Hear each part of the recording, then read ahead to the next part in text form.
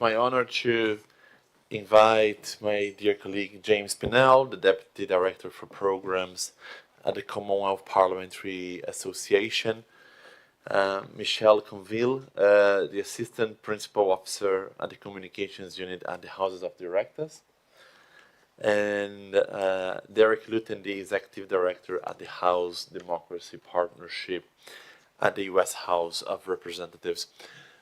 Colleagues, I have been tasked to moderate this panel, and I think it brings a good reflection point to us on the use of synthetic media in parliaments, and I would go beyond that, the appropriate use and misuse of synthetic media in content and in parliament, and the weaponization of this content in parliaments in our era of disinformation. So the reflection I'll try to bring with our colleagues here in the coming minutes will be regarding how should be the appropriate use of these kinds of technologies in the parliament, and what should be our concerns on how we should govern this particular use of technologies. So before I have prepared a few questions, but before I bring them to you, I'd like to invite each one of you to do your opening presentation with the following topic. How can parliaments restore the public trust and use of synthetic media responsibly to strengthen democracy in the era of disinformation? I'd like to start from my right with James Pinnell. James, would you like to share your presentation in 5 minutes? Yeah, absolutely, Luís. I even have a 5-minute timer on my phone to make sure I stick to time. I realise that lunch swiftly follows this session, so I don't want to stand in anybody's way. Enormous thanks to the Oireachtas and to yourself, Luís. I know I've spoken at multiple Bússola Tech panels virtually in the past. This is my first in-person event that you've run, and I've been enormously impressed. I think it's been excellent. I'll very quickly explain where I come from. So I come from the Commonwealth Parliamentary Association. We're roughly 120 years old. We have 180 parliaments who form our membership. We're membership-led. We get our mandate from those 180 parliaments. You may be wondering how we have so many parliaments. We work at the national and the subnational level. So whilst we work with the UK Parliament, we'd also work, for example, with friends in the Scottish Parliament and the Northern Irish Parliament, who I know are represented here today. I know that we have a number of other Commonwealth Parliaments with us as well, so really delighted to see some familiar faces here. On the topic of synthetic media, this was really the CPA's way in to exploring AI. We've been around for, like I say, for 120 years. Only for the last 6 years have we been really looking at this topic. And the reason we started looking at synthetic media was really considering its potential effects on parliamentary democracy, informed decision-making, and rational public discourse. And we actually worked together with the OAS, the Organization of American States, to develop a handbook on synthetic media, disinformation, and AI. I am going to give my definition of synthetic media. I think probably everybody here knows what synthetic media is, but just to explain where I'm coming from with it. So synthetic media is AI-generated or AI-manipulated content across different modalities, whether that be text, audio, images, video. I think increasingly the ones that we see get the most attention are images and videos, designed to convincingly simulate reality, enabling both legitimate applications and illegitimate malpractice to fabricate or alter information at scale. I'm also just going to pick apart a few of the words that Luís has mentioned when he put the question to us. One of the things we're here to consider is the impact of synthetic media on trust and how we continue to build trust. And maybe this is an open question to everybody, is whether that's now a fool's errand to even try to build trust anymore. A number of stakeholders that I've spoken to about the impact of AI and synthetic media have said we're kind of past that now. the idea of building trust is a bit idealistic. All we can really do is be transparent about how we're using tools or how we're not using tools. Just be very open about things, focus on transparency, don't attempt trust. I think there's a number of people now who are susceptible to synthetic media and AI manipulated information, disinformation, who they're already in narratives of disinformation, so they're not really ever going to trust, but you can only really be transparent. There was also mention of the era of disinformation. I mean, disinformation's been around for as long as information's been around. Disinformation, misinformation is nothing new. I suppose when the printing press was invented, you could have said that was an era of disinformation. Suddenly you could produce fake information or false information at greater speed. But I think we are right to talk about an era of disinformation because the speed and scale of disinformation generation is so huge because of these AI tools that we have. But also I think because our consumption of media is so much bigger now, the amount of information we take in on a daily basis on our devices is enormous. And as I say, I think AI-generated disinformation, it doesn't exist in isolation. It exists alongside narratives, it reinforces beliefs. It's part of a wider, I think, disinformation ecosystem. And then the final word I'm just going to pick on, you can tell that I studied law, can't you? I'm focusing on a language here. But the word use and whether parliaments should be using synthetic media at all. I think, wow, that was already 5 minutes. I have a lot of sympathy for the speakers who went before me. I was judging you unfairly. I think it was Stephen mentioned yesterday about how in the US there's a lot of AI use cases that they approve, but actually things like deepfakes is one of the only things that they actively encourage against, and I can absolutely understand that. I can think of a few limited number of positive use cases, maybe some things around translation. And actually, the UK Parliament recently did an educational video about the threat of deepfakes, where they used deepfakes to explain the threat of deepfakes, and it's very smart. But I'd just exercise caution there, because if, as Parliament, we are using synthetic media or creating deepfakes, even well-intentioned, it does feed into that information ecosystem where increasingly people aren't believing the media that they consume, even if it's correct. We have this phenomenon of the liar's dividend. So not only are people believing the fake, they're also disbelieving the real. So I think we need to avoid feeding into that. So what I think is really important is to prove what is genuine.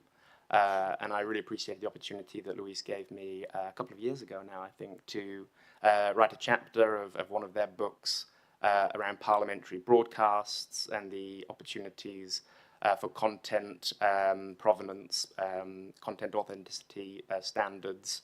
I think that could be a really important tool. I'm not technologically minded. I vaguely understand how content provenance standards work, using things like blockchain and cryptography to maintain that original manifest of what is a real piece of media. So I'm assuming every parliament here broadcasts sittings, possibly also committee hearings. So trying to have a situation where you're using some of these content provenance standards to prove that you have that original record. So you're not spending all your time trying to disprove fake. You're proving that you have that original version. I'll finish by saying, because I'm conscious I've gone over time, very loudly went over time. But this is real. This isn't hypothetical. We have a small parliament that we work with who did experience a situation where their sitting was manipulated. A member was shown to say something that they never said in the chamber. These things are happening. And if we had these content provenance credentials, that Parliament could have pushed back. So I'll just finish with 3 pieces of advice, I think, try and lead from transparency rather than focusing too much on trust, prove that the official content is authentic, and then try and educate to make the truth understandable. I realise that one of the weaknesses maybe of content provenance is you give the public all this metadata, they don't really know what it means.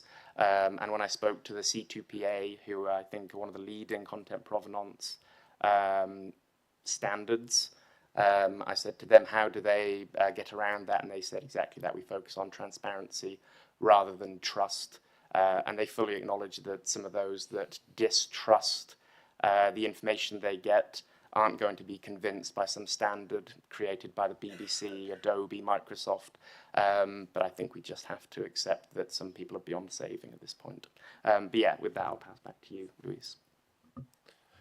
Thank you very much, James, for your opening presentation. And by the way, you mentioned the book. We have some copies here. We are going to handle to colleagues. We also have the digital version, but some people like me that if you like paper as well to read your book, we have some versions here. Oh, and we both of us can sign some copies as well if you wish to. Michelle, would you like to share your opening presentation on the same topic? Good afternoon. When we talk about disinformation today, we are no longer just dealing with false information. We're dealing with something deeper. We're dealing with trust. And when I say trust, I suppose I mean three things.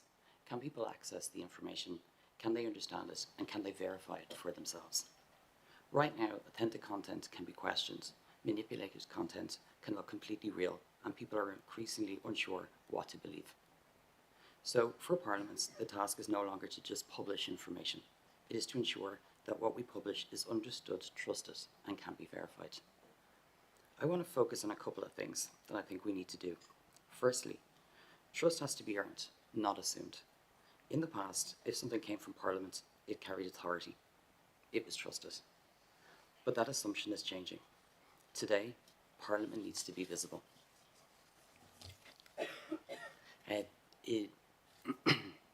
It needs to be visible. Its work needs to be transparent, and everything we publish needs to be verified. The question is no longer, is this from Parliament? It's, can this content prove where it came from? Secondly, we need to design for the world content actually lives in today and recognise that disinformation isn't new. Mark Twain is often credited with observing, a lie can travel halfway around the world while the truth is still putting on its shoes, although he likely never wrote that. What he did write, truth is mighty and will prevail, and there is nothing the matter with this, except that ain't so. Parliamentary content doesn't stay on parliamentary platforms. It gets clipped, shared, reframed, and sometimes manipulated, often within minutes. Misinformation spreads faster than correction, not because truth is weak, but because speed and emotion drive attention. And as I've said, this isn't new, but the scale, speed, and realism of synthetic media is much more powerful. We've already seen how this can play out. In the last Irish presidential election, a video circulated the day before polling, appearing to show a candidate withdrawing. It wasn't real, but it spread quickly and could have influenced voting behaviour. And in those moments, people don't analyse, they react. It is important to be careful when referencing examples, because even repeating misleading content, even in good faith, can contribute to the problem. But examples like this highlight the very real risks posed by synthetic and manipulated media in a democratic context. By the time corrections come, the content has already reached large audiences, shaped perception, and potentially influenced others. Thirdly, technology can help us build trust, but it cannot replace it. There is no single solution for disinformation, but technology can give us something very important: evidence. In our case, in the Oireachtas, we've taken a practical step by embedding C2PA, a digital watermark, directly into our content workflow. When we moved from on-premise encoding to cloud-based processes, where provenance is applied automatically as content is created. This means every parliamentary video we produce is created with verifiable authenticity built in and not added later. In practical terms, that means we can prove where content came from, how it was created, and whether it has been changed. And importantly, provenance is no longer a separate step. It's part of how parliamentary content is produced. And we're also extending this to our historic content and to user-generated clips. So even when material leaves our platforms, it can still be traced back to a verifiable source. Now, it's also important to be clear. This does not solve disinformation. There are real challenges. Audiences don't always see provenance. Platforms don't consistently preserve it, and content can still be manipulated. But without a way to prove authenticity, we're effectively asking people to trust content without evidence, and that is becoming increasingly difficult. So looking ahead, if we want to restore trust and use synthetic media responsibly, we need to do two things. We need to build systems that support transparency and verification, and we need to make those systems visible and meaningful to the public. Because this is not just a technical challenge, it's a design challenge, a policy challenge, and ultimately a trust challenge. I'll finish with this.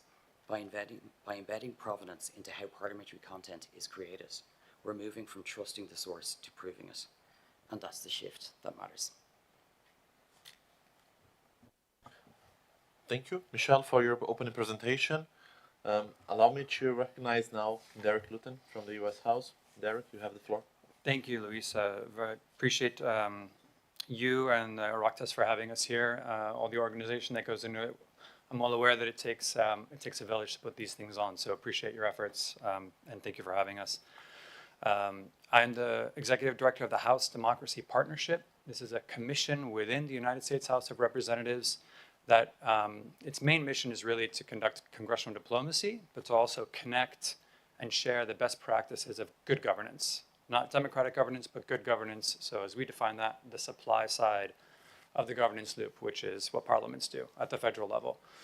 And we try to support a lot of opportunities such as this for us to share great best practices from the United States, but also to learn from others. It's called a partnership for that reason. It is a two-way street, and we have much to learn.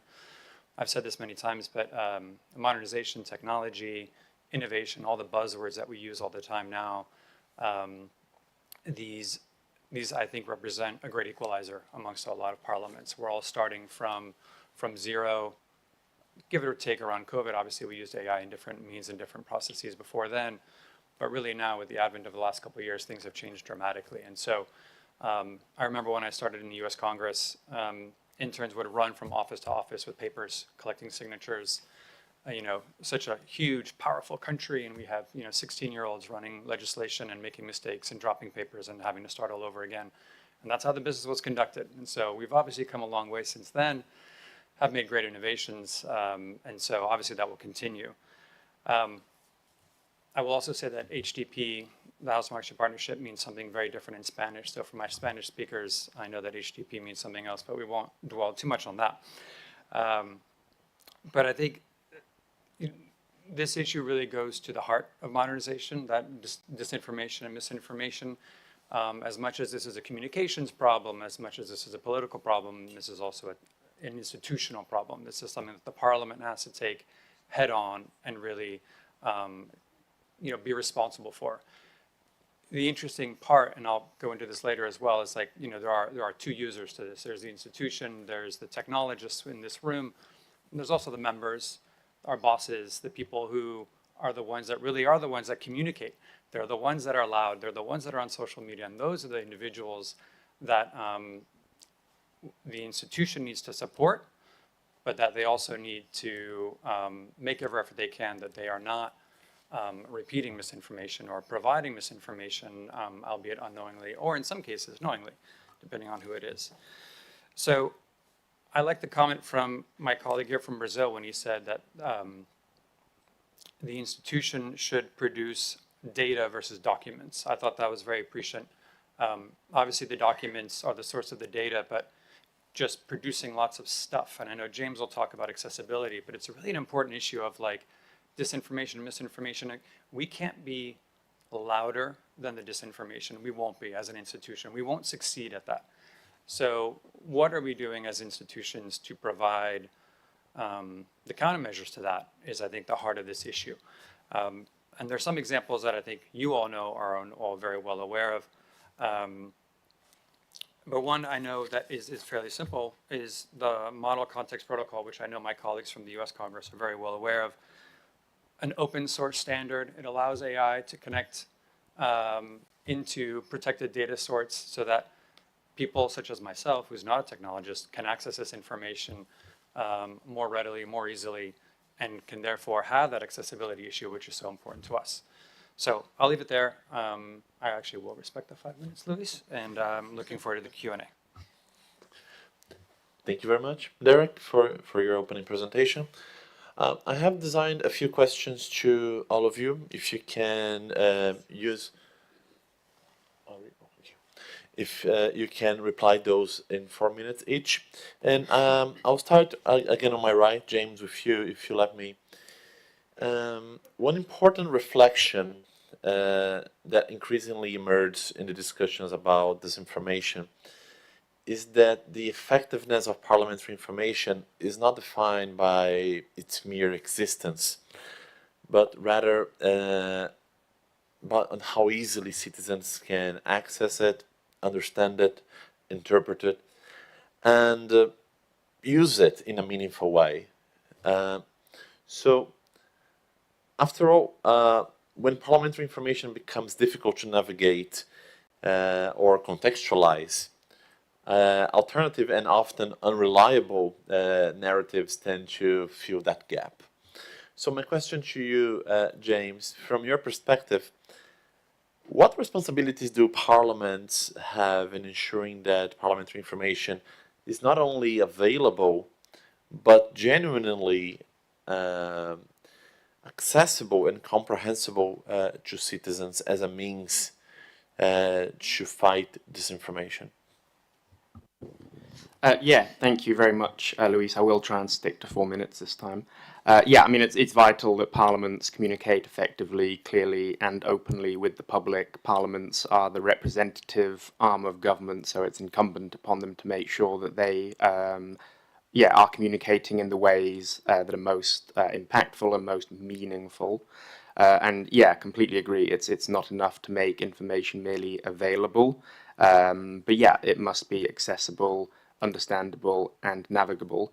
And yeah, I believe AI can help with that. I'm not anti-AI. It's always fun for me whenever I'm on a panel with representatives from the island of Anguilla in the Caribbean. I tend to be a little bit more mindful of the risks of AI, and they try and counterbalance me and really promote AI and push AI and talk about the wonderful benefits of AI. It helps that their domain name is .ai, and they're doing very well selling that. Can that not be recorded, please? But yeah, I mean, AI can help make institutions more inclusive and transparent. I can think of some applications that could include plain language summaries, real-time transcriptions, and also translation services, including in minority languages. The Commonwealth has an enormous variety of languages and dialects, and maybe some underserved communities could be served by effective uses of AI. And I'd actually love to hear from the European Parliament about whether they've managed to use AI effectively, because I know that you have an enormous number of languages in your institution. I'd also like to make special mention of another body of work that the CPA focuses on, and I was actually in South Africa last week delivering a workshop on this, and that's persons with disabilities. I think there's enormous potential for AI to help make information more accessible to persons with disabilities, and whilst I was in Cape Town last week, I saw really, really exciting applications, not only in terms of communications, in terms of just communication channels, but also facilities of inclusion. And one of them was really, really impressive. It was video to voice explanation about surroundings.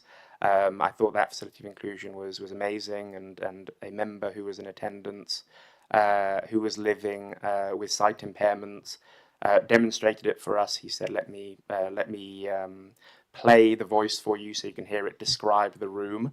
Unfortunately, he was holding the camera right next to the person who was sat next to him, so the AI-generated voice gave a critique of the suit that the person was wearing, which was unfortunate. But in all seriousness, I mean, really, really exciting technologies.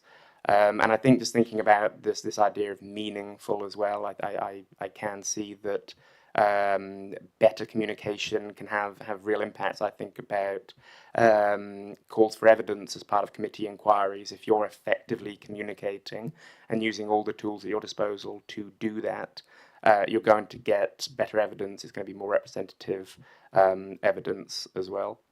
I will just finish by referencing something I think Sarah said, which was about avoiding this feeling that everything has to have AI involved in it. I think I completely agree with that. Maybe sometimes there's an anxiety where parliaments feel they need to implement and embed as many or as much of this technology as they can, and you end up with this phenomenon, and this is a word I learned this year, of shelfware, where you have these systems that actually nobody's been trained on, nobody really knows how to implement them.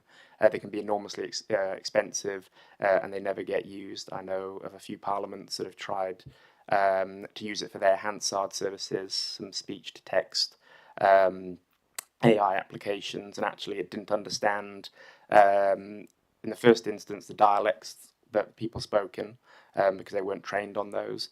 But also parliaments can have very context-specific language and jurisdiction-specific language, so it just didn't understand a lot of what was being said, and the poor Hansard services ended up doing more work having to fix what went wrong than if they'd just been able to get on with their jobs. So yeah, not anti-AI, but also realise we need to think critically about what we're implementing. Thank you very much, James. And it's interesting when you mentioned that we shouldn't be using AI for its own sake, for trying to fight disinformation, trying to increase accessibility. And we could name here a number of cases where AI was not used, but a research and a redesign of the parliamentary website was done for citizens to more easily find the most accessed information. So that's one use. And another comment I would make, it's when you mentioned the Hansard. Historically, it's a register that was not widely used by the population or by journalists. It was more internally used by a number of procedures. But now this has become a line of defense if you want to verify if that particular piece of information is true or not. For example, if a false video or a false audio or a false piece of information is created about a particular part of the procedure. So we need to think, how can we still keep that information reliable, but at the same time, as my colleague Michelle was mentioning, not taking many days to publish that. So how can we very quickly make that information available? I would like to pass on to Derek now. Derek, institutions such as the U.S. Congress, which would include also the U.S. House, the Senate, the Library of Congress as well, they already possess decades of highly sophisticated policy research, technical reports, evidence-based legislative analysis produced by bodies such as the Congressional Research Service, the CRS. Yet, much of this information remains difficult for ordinary citizens to effectively access, navigate, and use. So my question to you is, from your perspective, if this knowledge that is available and already exists, what are the main challenges today in making parliamentary expertise available for citizens in a way that could strengthen the quality of the public debate? I'm trying to extract from you is, yes, point one, we are very concerned on disinformation campaigns against representatives, against the MPs, but I am equally or more concerned on disinformation campaigns that will impact the legislative process. So what are your thoughts on this topic? Thank you, Luís. Appreciate that. So I I would boil it down to probably 5 main challenges, and I'd be interested to hear from others what I'm missing and perhaps some solutions to these, because I think these are ongoing, right? So I think the first is volume. Quite simply, to your point, we produce so much information. I think a layman, a civil society member, a journalist, they just might not know how and where to access all this different information, and where are we in the process of a bill or of an amendment or whatever it might be, or just of a basic law, or even our rules. Steve mentioned earlier, on Friday, it can be a surprise what members are going to be voting on the following week. And a lot of times that changes come Monday, because I don't know if you follow our Congress, it can be a bit of a disaster sometimes, because they're not getting the votes on Monday or Tuesday, and so Thursday that vote is now canceled, and so all the prep work that's gone into it is out the window. So again, the sheer volume is a major challenge. Language, I think, is a very specific challenge. It's confusing what we do. It's complex. I don't understand half the words and the terms we use all the time. We have motion to recommit, and we amend rules, we keep rules. Things change for different bills, resolutions, and different types of legislation. This is all very confusing and complicated, and so I think that really points to a challenge of trying to understand what information is credible, what you can rely on. I think that segues to fragmentation. There are so many bits of information that live in so many different places. Our committee hearings are in one place. Our CRS reports are in another. Congress.gov is great, but it's massive. That's where everything sort of resides at some point. And then as things work through the system, you can find those bits of information also in different places. So the fragmentation can get overwhelming, the type of volume that's there as well. And obviously, as my colleague mentioned, the trust is another thing. So I'm getting all this information, I'm seeing all this information. Can I actually trust it? Where is the authority? And sometimes I think that can be confusing. I won't go too much more into that, because you did a great job talking about trust. I think the fifth one is political. I think a lot of people in this room are technologists and they're experts at what they do. I'm not a technologist. My job is far more political, and so I think we also need to realize that as we come up with cool products and awesome ways in which we can use AI and technology, ultimately we all work for someone, and that person works for another person, and our system, the speaker, the majority leader, the minority leader, those are our bosses. And if they're not into it, you're going to really run into problems. So I'm in no position to preach to all of you, but I would really emphasize the fact that our work is political at the end of the day, even though we live in a box of ones and zeros. It's important to bring along our members and our bosses in such a way that it's their idea that you're doing this work. Because if they come along kicking and screaming or are not interested in it in the first place, what's the point? In the House in the US, we have 2-year terms, so it's very short. So there is a lot of turnover. It might be a little bit easier to have, the old guard sort of eventually retire, and then you have younger members who are perhaps more excited. But you don't want to wait for that type of situation, right? And in the Senate, we have 6-year terms, and those old guard just stay much longer. And so you're also fighting with them in that respect as well. So I would keep in mind the politics of it. You can come up with a great new system that allows for immediate transcription to go, onto the website, but members don't want that. Members want to be able to change what they said on the floor because they made a mistake, and they don't want that to immediately go up. They want the opportunity to amend the transcript, right? These are important things. These are important considerations that you may think that's a great idea. Yes, transparency. Not if the members don't want it, right? So again, small examples. I'm sure you have the similar ones in your respective legislatures. So thank you. Thank you very much, Derek, for your comments. Michelle, allow me to bring my last question to you. As Derek very rightfully said so, we are in an increasingly fragmented information environment inside our parliament, and we are facing growing challenges in maintaining the public trust and the credibility. So, from your perspective, what role should parliaments play in rebuilding citizens' confidence in the democratic and parliamentary institutions and the public deliberation.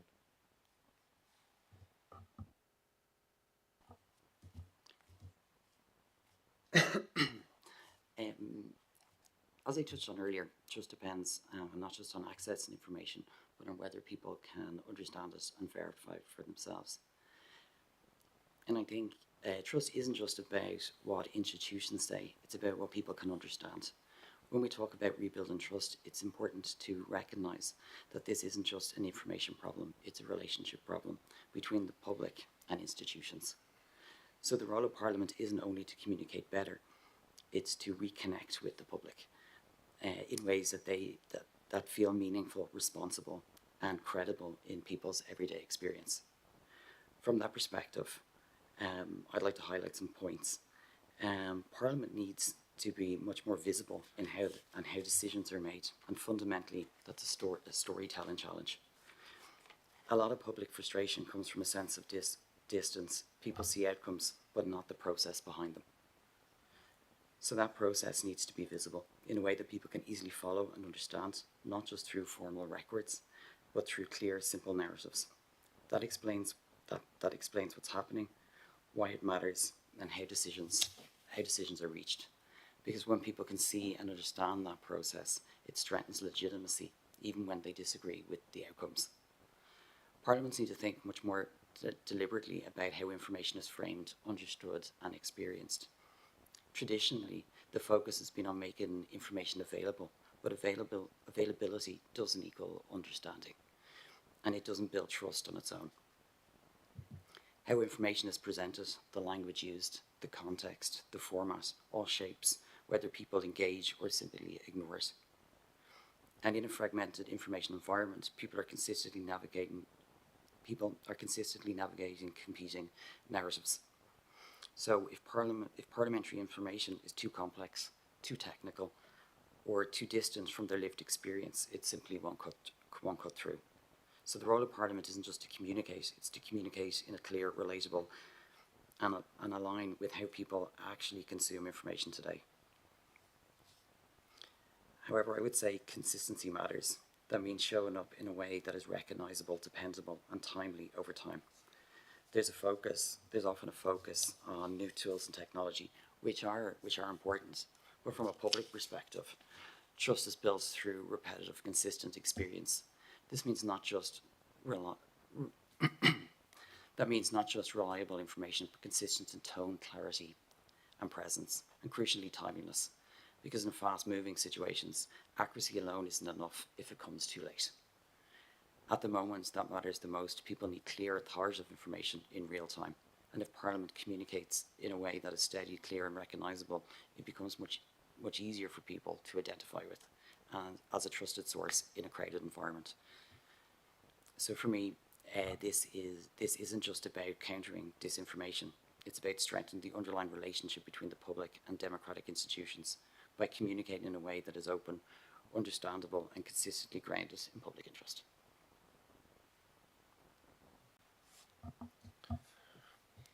Thank you very much, Michelle, for your comments on this. We are reaching at the end of our panel discussion, but before we go, I'd like to yield the floor back to each one of you if you have any closing thoughts, a couple of sentences. James, would you like to share your final thoughts? Yeah, thanks very much, Luís. Two very quick ones and then a slightly more substantive one. Yeah, I really liked Derek's mention or the phrase, you can't be louder than the disinformation, you have to look at the countermeasures. Yeah, completely agree with that, and I think I'm going to take that quote forward with me. Michelle, yeah, I didn't know that the Oireachtas was using the C2PA standard, but I'd love to hear more about the experience and the journey towards that.